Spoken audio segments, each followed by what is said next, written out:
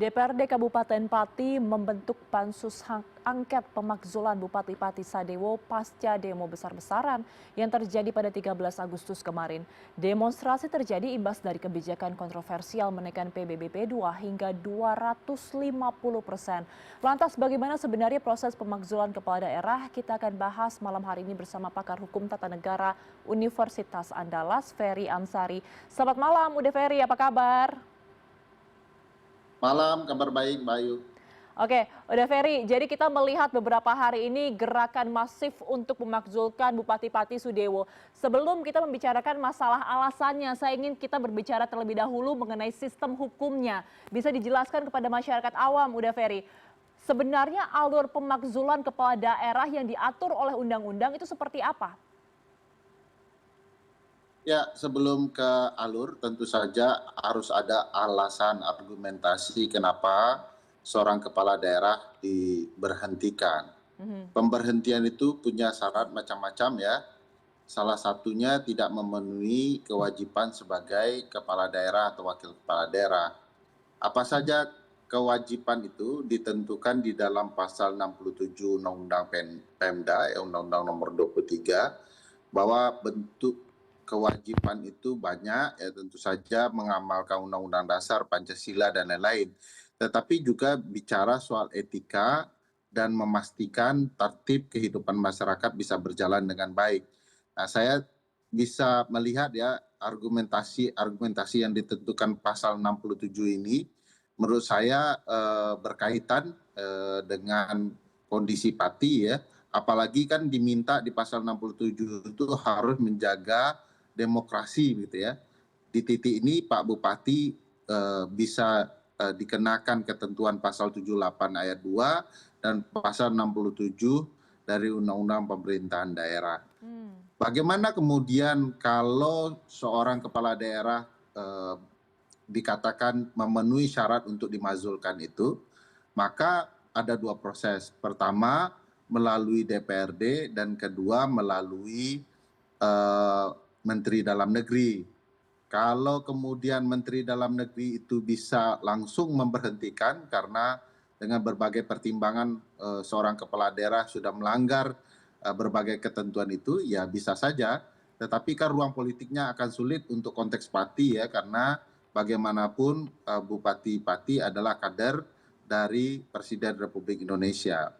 Yang kedua, bagaimana prosesnya di DPRD? DPRD di Pati saya dengar sudah mengajukan pembentukan panitia khusus angket ya, sehingga kemudian ada upaya menyelidiki apa yang sedang dilakukan oleh Bupati. Seluruh fraksi sudah memenuhi keinginan itu, artinya sudah terpenuhi syarat bagi DPRD mengajukan upaya pemakzulan melalui hak angket itu. Nah, hak angket tentu saja akan ada potensi ini panjang dan berlarut-larut, dan di titik tertentu bisa saja ini bagian dari upaya politik ya untuk meredam situasi terlebih dahulu, karena bagaimanapun sebagai seorang bupati yang didukung oleh pemerintah pusat, partai pemerintah pusat, maka upaya untuk menahan laju pemberhentian itu bisa saja melalui angket.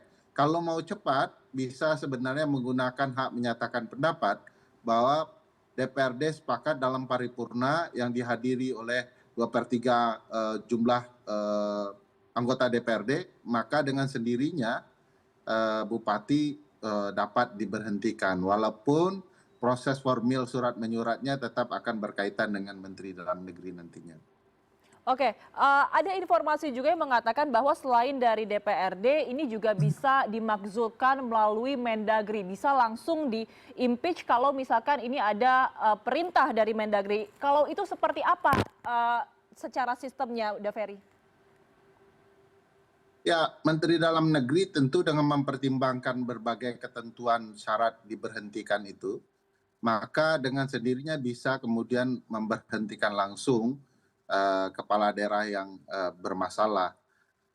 Tetapi sekali lagi memang itu lebih mudah, lebih cepat, namun bagi saya agak kurang meyakinkan Mbak Ayu, karena bagaimanapun ini adalah kepala daerah dari partai penguasa, partai yang menentukan berbagai arah kebijakan ke depannya. Saya agak kurang yakin meskipun cepat secara ketentuan peraturan, tetapi itu akan berat di ruang politiknya. Oke, baik. Uda Ferry, tadi Anda mengatakan kalau melalui jalur DPRD ini akan panjang, akan berbelit-belit. Biasanya dari kasus-kasus yang pernah terjadi, jika melalui hak angket dari DPRD Pati atau DPRD daerah begitu, berapa lama ini akan memakan waktu? Ya, karena hak angket itu adalah hak untuk melakukan penyelidikan ya kurang lebih, maka itu akan sangat bergantung kesepakatan politik partai-partai yang ada. Bagi saya sih dalam kasus Pati ini sudah cukup ya bukti bahwa Bupati tidak menjalankan ketentuan pasal 67 terutama di unsur tidak menjaga etika moral karena menantang orang untuk berdemo, lalu kemudian Bupati juga tidak memenuhi syarat untuk melindungi demokrasi karena dia malah menimbulkan kerusuhan yang semestinya dia jaga. Jadi kalau soal itu sebenarnya tanpa ada penyelidikan panjang pun sebenarnya kasus Bupati sudah bisa dikatakan memenuhi syarat diterapkannya pasal 67 Undang-Undang Pemda. Nah sekarang politiknya itu adalah apakah akan berlangsung dalam hitungan hari, itu akan sangat bergantung keinginan publik, keresahan masyarakat, ketidaknyamanan publik terhadap Bupati, dan tentu saja harus didukung oleh kepentingan politik. Apakah kepentingan politik di DPRD mendukung itu, ya kita bisa lihat. Kalau dia berlarut-larut, ya lebih dari seminggu, 2 minggu prosesnya berjalan, saya yakin sebenarnya ini hanya untuk meredam aksi publik. Ya. Tapi kalau dalam hitungan hari akan dibacakan hasil dari hak angket, ya, lalu akan berlanjut kepada hak menyatakan pendapat.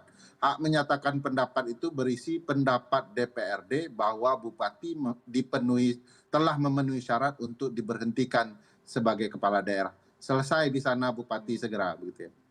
Oke, Uda Ferry, tapi kita mendengar pernyataan dari Bupati Pati Sadewo, ia mengatakan bahwa tidak bisa diturunkan karena ia dipilih secara demokratis, dipilih oleh rakyat begitu. Nah, alasan ini sebenarnya masuk akal tidak sih untuk Anda? Karena ia merasa bahwa rakyat telah memilih dia adalah suara rakyat begitu, tidak bisa diturunkan. Apakah ini sebenarnya adalah hal yang bisa diterima? Tidak baca undang-undang saja Pak Bupati ya. Di dalam undang-undang ditentukan bahwa ada 3 hal ya, bahwa kepala daerah itu bisa kemudian dinyatakan mengundurkan diri ya. Ya, dia meninggal dunia, kemudian dia mengundurkan diri, lalu kemudian diberhentikan. Nah, diberhentikan itu mengindikasikan Bupati bisa diberhentikan dari jabatannya, walaupun dia dipilih oleh publik. Hal itu mengindikasikan bahwa kekuasaan itu ada batasnya. Kekuasaan bisa dikoreksi. Siapa yang mengoreksinya? Ya wakil rakyat di DPRD, ya wakil pemerintah di pusat, bahkan dalam konteks politik ya rakyat sendiri dengan turun dalam bentuk parlemen jalanan ya, demo dan aksi-aksi itu. Nah karena sekarang sudah masuk kepada wakil rakyat di DPRD, itu ya boleh saja undang-undangnya yang mengatur. Jadi tidak Pak Bupatinya yang mengatur, karena mentang-mentang dia dipilih tidak berarti dia tidak bisa diberhentikan. Karena undang-undang sudah mengatakan pasal 78 ayat 2 dan pasal 67 Undang-Undang Pemerintahan Daerah menegaskan bahwa kepala daerah bisa diberhentikan. Jadi tentu saja pernyataan Pak Bupati lebih kepada upaya politis ya untuk mempertahankan diri. Nah ini juga sebagian tradisi rumit dalam politik kita, di mana politisi yang sudah salah-salah tidak diterima oleh publik, marwahnya sudah jatuh di tengah masyarakat, dia punya kecenderungan untuk mempertahankan jabatannya dibandingkan dengan logo bersikap untuk menenangkan publik, menyatakan diri untuk mengundurkan diri.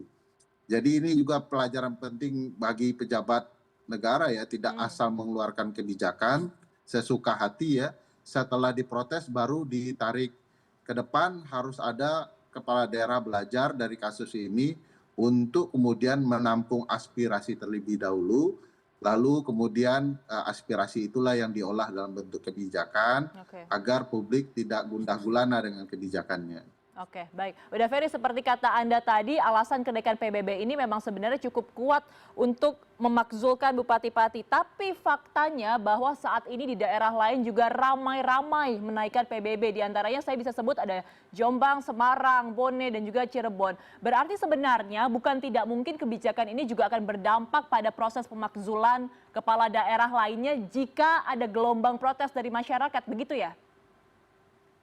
Iya, tentu saja ya. Pada dasarnya di Undang-Undang Pemda itu persis bahwa seorang kepala daerah harus menjaga stabilitas, tata tertib kehidupan masyarakat, bahkan proses demokrasi. Kalau kemudian kebijakannya malah menimbulkan keresahan, demokrasi tidak wujud, rakyat tidak nyaman, ya tentu bisa dimakzulkan. Tapi kan sekali lagi lain lain rumput, lain ladang, lain ilalang gitu ya. Bagi saya tergantung daerahnya. Kalau ada rakyat ternyata dengan kenaikan pajak itu merasa tidak ada gelombang protes, mereka tidak terlalu susah seperti Pati atau daerah-daerah lain, yang mungkin si kepala daerah masih aman. Tapi kalau publik menunjukkan rasa kekhawatirannya, ketidaknyamanannya, merasa bahwa itu menyiksa kehidupan mereka, tentu saja itu akan menimbulkan gelombang protes.